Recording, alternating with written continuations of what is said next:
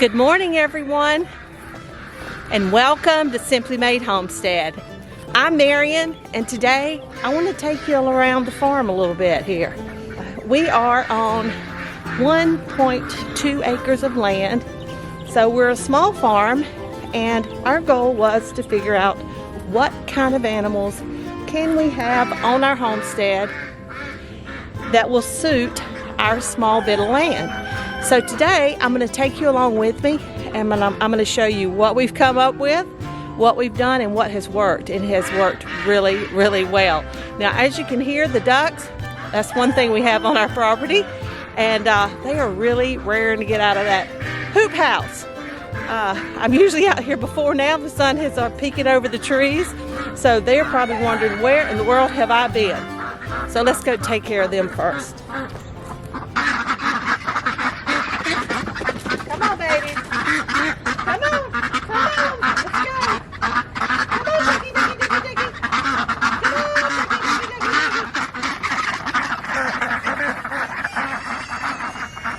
Our plan is to, once they get to 49 weeks, because what we understand, that is the best time to harvest your ducks, because they go through their first molt and they lose all those, they have a lot less feathers, and they have a ton of pin feathers, little tiny feathers. But for now, our goal for our ducks is to raise them until they get to be 49 weeks old, and then we will keep a select number, like one male, and then, 3 or 4 females, and we'll keep them for eggs so we can have them for the house. Now, duck eggs are really good for baking, and we'll have the eggs so that we can hatch them and to be able to raise more ducks. The rest of the ducks, the excess males, and the too many females that we have, which is a rarity on our homestead. It seems like everybody's a boy. But we do plan to process them and put them in the freezer for our own consumption to feed our family. As for ducks go, they have been really easy. They grow super, super fast. I do have a couple of videos out about them in their little process, which they just got to this point really fast. Now, another thing that we have raised here on the homestead are the Cornish Cross. The ducks found the food. They're really excited. But anyway, we've raised the Cornish Cross, and that's why we have 2 of these hoop houses here, because we ordered 50, 2 passed right after they came. We lost 2 of the chicks, so we ended up with 48 Cornish Cross. We put 24 in one hoop house and 24 in the other. Now, these hoop houses are absolutely fabulous for that, because we would just run them up and down the yard every day. They make a huge mess, like the ducks. That's why we love the ducks in the hoop house, because we can move it every day and put them on clean grass. So with the Cornish Cross, they only take 49 to 56 days till you can butcher, and which makes an awesome thing to have on your homestead, and a year's worth of meat in your freezer if you eat one a week over a year's time.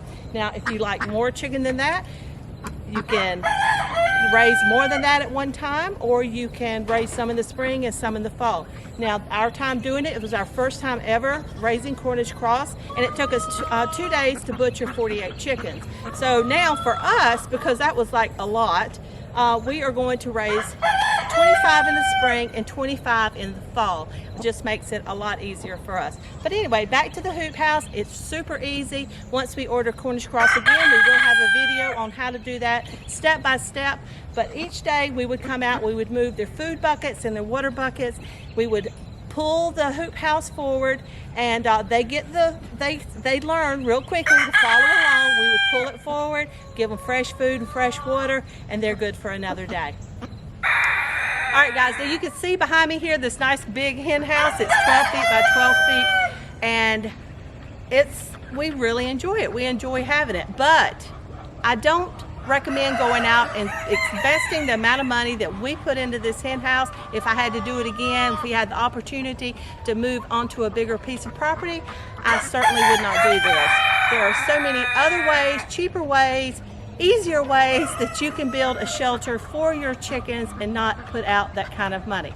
But the point that I am here to make, besides that, a little helpful tip, thing we've learned along the way is chickens. We have, I don't even know exactly how many chickens we have. We have about 40, 45 chickens, honey? Yeah, about 40, 45 chickens. We have silkies. We got them for the grandkids who could care less, but they are cute. And then we have all of our chickens over here that are great egg layers, and they are a wonderful thing to have on the homesteads. We have a continuous amount of eggs. We're able to sell some to be able to make a little money back to help with feed costs. And if you get too many roosters like we have now, because I hatch some eggs, you know, when you're a homesteader and you like babies and you like to hatch eggs. So we hatch eggs and we end up with more roosters than hens most of the time. So now we have one of our hoops house that has 5 extra roosters in it that you can harvest. Since we do have these runs that we have on each side of the hen house, they are 16 by 24, and on one end where we have the majority of our chickens, we have one big open pen. But over here we have Nigerian dwarf goats. We have 2 does that I'm going to show you in just a minute. I have to show you this right now, quick funny. Our cat went into the hoop house, and then the ducks went in there, which they just went out because I walked over here, and he was trying to figure out, he was trapped. He's like, how do I get out of there? Baby, you got to go the other way. You got to go the other way, Corn. All right, now back to the baby goats. But anyway, here are our girls. They are 2 Nigerian dwarf does, and they just turned 6 months. Yes, Fifi turned 6 months. This one right here, the dark one, about 3 weeks ago. And this little one right here turned 6 months about 3 days ago. Yes, they're both buckskin. One's light and one is dark. And they are sweet, sweet, sweet girls. We just love them. But they are small. Like I said, they're 6 months old. They're full weight. They're about 40 pounds a piece right now. When they're fully grown, an average doe is about 75 pounds a piece. They have plenty of space in here. We have things for them to climb on. They're just wonderful dairy goats. And we do plan to breed them. We've read a lot about, some people say at 8 months you can start breeding them, and then others say it's a lot better for them to wait until they're about a year old or more. So we will do that. We will wait until probably next summer, maybe, I don't know, sometime next year. And then we will breed them and have some babies. Right, now, and here is their play area out here. Now, you can see, I mean, it's 1 acre. 1 acre seems like nothing, right? But we have a lot going on in our little bit of land. And we have plenty of room here to be able to, when they have babies, to be able to close in this other section and have another area for more goats. We can extend our run out. Let me turn you around here. Now you can see here, we have, here is the run over here, the coop and the run here. We have fruit trees right there where my husband is right now. On the back side of the property, we've got a big garden with grapevines and all kinds of plots. Even over there behind that other building over there, that is more gardening space over there. Those over there are breeding pens that we have more chickens. You can see over here, see the little tractor? Those are our extra silky roosters. Yes. You know, you can only have too many boys. I wish they could all get along. I would keep every single one of them if they would, but they just don't. And then the hoop house back there, that is our 5. We have 2 black copper Marians and 3 lavender Americanas back there that, yes, I'm afraid I think we're going to try to use one of them, but maybe 2. We'll see. But you can see, this is 1 acre of land. We have a fire pit. And you have all of that. And you see all the big openness. We try really hard. We do have some fruit trees. We try to leave that open. because we do have grandchildren and children. We have 4 kids and 9 grandchildren, and we like to be able to have lots of room to run and play. And kids and my husband, they race and volleyball and soccer and all those things. But there you go. That is our property. Now, we're not done yet. Here we are in our shop, which you don't have to have a shop to have these. They are the Quail. You can have a shelter outside. They do need some kind of shelter. You could put them out there just like this, but you would build a nice big roof so that way the rain would run off and they're not going to get soaking wet and all like that. But we're fortunate enough to have this big old shop, which was to my husband's dismay that I brought Quail in here. But anyway, this is what we did. Now we have 3 pens here. This is one of our pens here. There is also we have a video out on how to build a quail cage. I will link it at the end of this video for you, and all kinds of information about raising quail. And so we have 1 male and 5 females in each of these cages. And right here, right now, these are just extra males. But typically we have the same in here, 1 male and 5 females. Right here we have 1 male and 5 females on each row here because we are in the process of taking care of and changing some things up. This is our grow out pen. So these guys will come over here. These 3 are going to the freezer.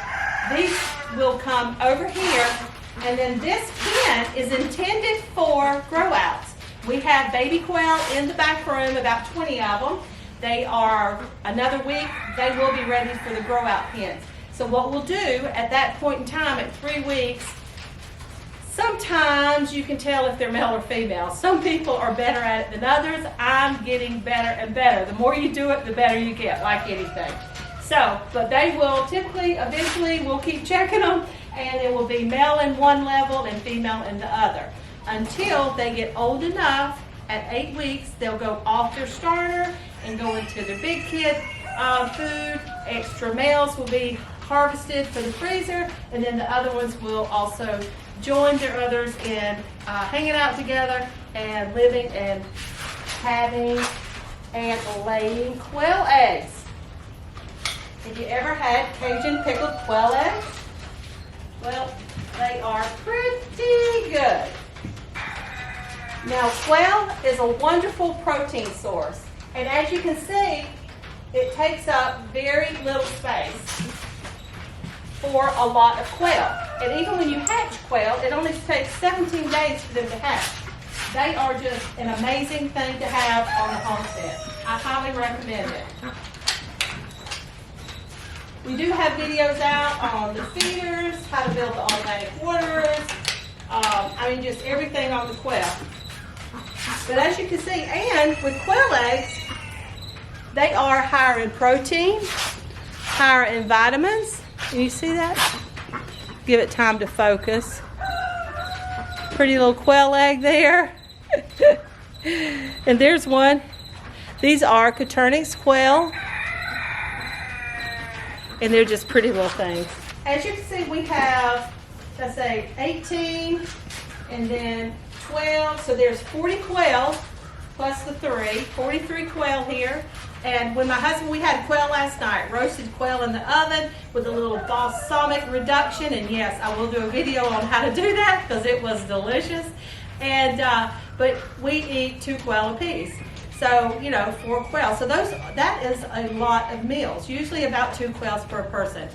But anyway, and a lot of people that are allergic to chicken eggs, they are able to eat quail eggs. So they're higher in protein, higher in nutrients and vitamins, and it's just a really good source of food. All right, guys, now right here, these are the breeding pens that we've also built. We built these to breed in case, because I'm very partial to the lavender Americanas. We really love the black copper Marans. Do you need to get by? I do, excuse me. Go right ahead. He's going to finish up on the potatoes. Got a little bit more to go. But that's why we built these, were for that reason. I have some lavender Americanas. I have 4 young ones right now that we've we have, so we're still, occasionally we will separate them for that purposes, for breeding purposes. If we have too many roosters, we kind of split them up like that and give them some girls, and just so we can keep them until they get a little bit older. But you can see right now, this one in the middle is so knee-high with grass. Hadn't had anybody in there. And before long, let me turn you around here just a little bit. Right here on this end one that's open, we let all the chickens, so they take their turns coming out every day. Down here, I am going to move these over here, and I'm going to turn this into a milking station for the goats. So we have we will be building a milking stand very soon in the next few days, and we'll be sure and bring you along with that too if you are interested in building your own milking stand. All right, one more thing that I would highly recommend for your homestead, especially if you have a small piece of property, are rabbits. Now, we don't have rabbits. I have contemplated rabbits. I would love to have rabbits and to raise them, but it is the dispatching of the rabbit that I just cannot get myself past. Now, that's just me personally. I don't dispatch the chickens. I don't dispatch the quail. I clean them. My husband takes care of that for me, and he's not big on that kind of stuff either, but he's a little stronger.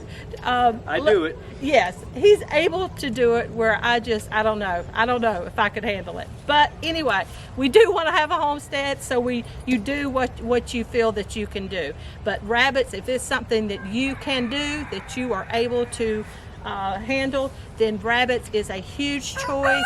Living Traditions has amazing videos on raising rabbits. So, all right guys, I hope this video has been beneficial to you and has helped you in your endeavor of building a homestead and growing your homestead, even on a small piece of land.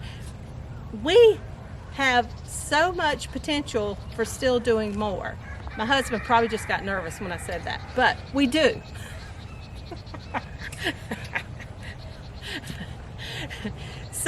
But anyway, if you've enjoyed this video, or if this video has been helpful to you, please give us a big old thumbs up. We are a new channel, and we are working so hard to grow and to bring good, free information to you and to help you on your journey. Now, if you have any questions or comments, please be sure and leave them in the comment section below. We would love to hear from you, and we will get back to you just as quick as we can. If you haven't subscribed to our channel yet, we would love to have you on our journey. And until next time, take care and God bless.